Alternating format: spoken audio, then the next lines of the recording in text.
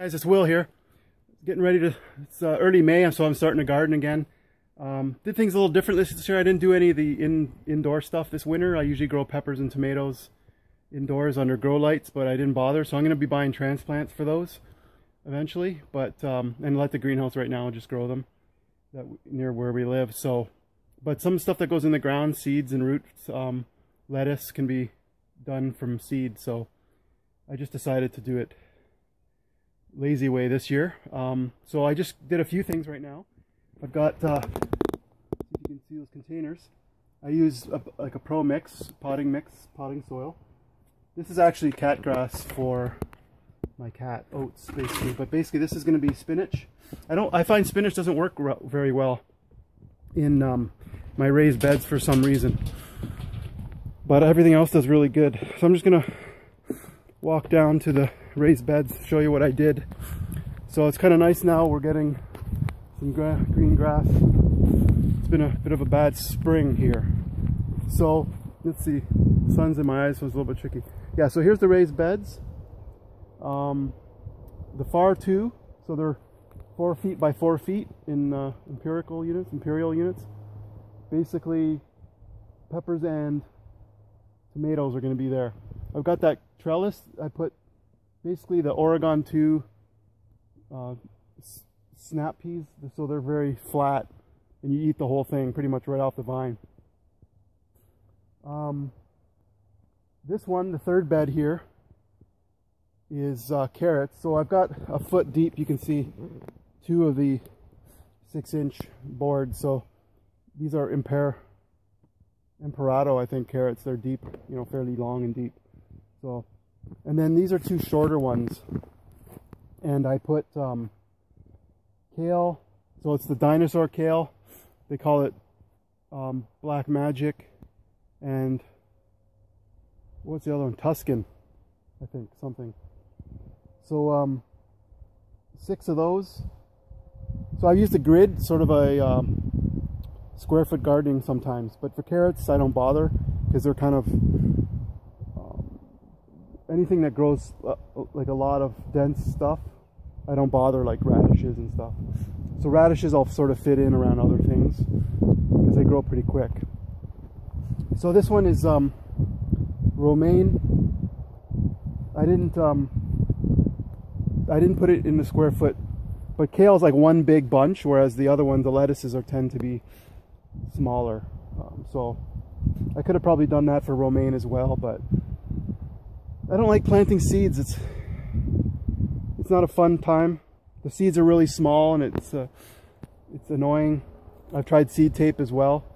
So sometimes I'll just kind of scatter it and put a light cover over top. So once you put the soil over top, like it's only a 1/4 inch deep, the seeds most of the time, I'll do a watering. But we had a lot of rain last night, so the soil's probably... So what I did just before I did this the other day was added more compost. So I grow my own compost, and I'll talk about that in a second.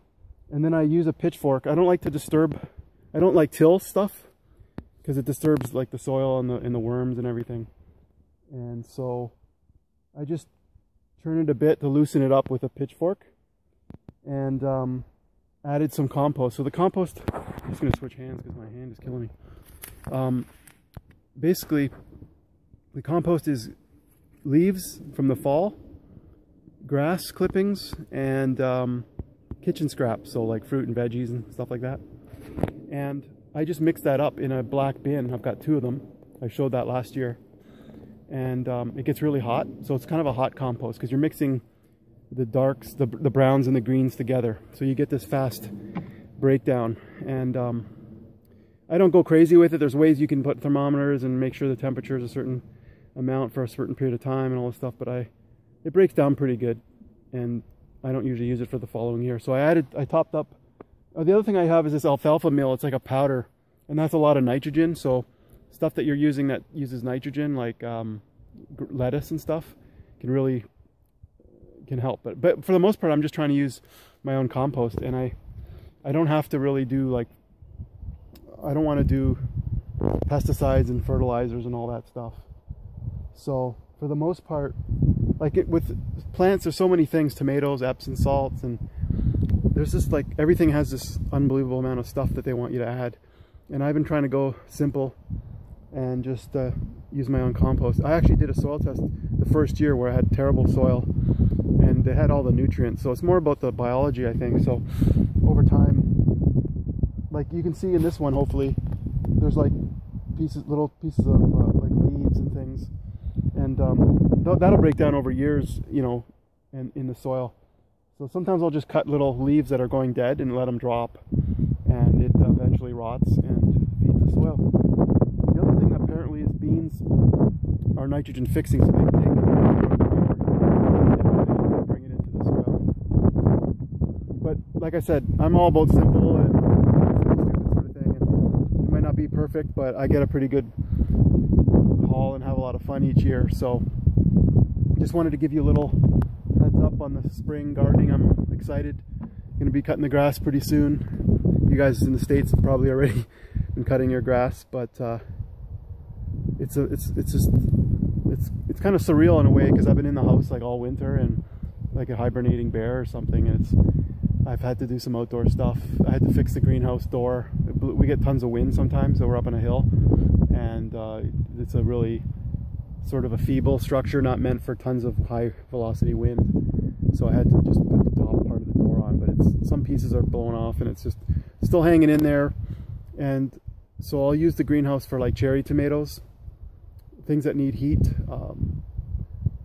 Not too much in there. I had jalapenos, but I don't grow them very much. I don't eat them that much, so I have some frozen still.